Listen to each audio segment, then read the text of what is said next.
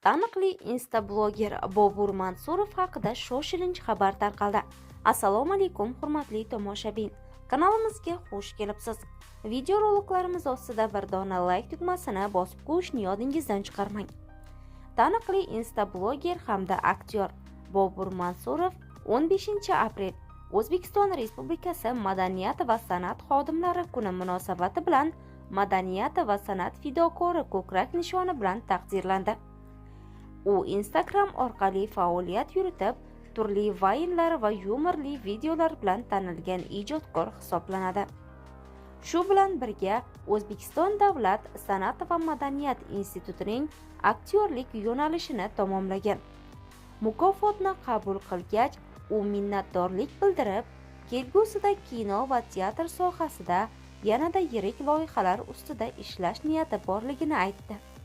Shuningdek, ushbu mukofot yana 50 nafar madaniyat va san'at sohasi vakillariga ham topshirildi.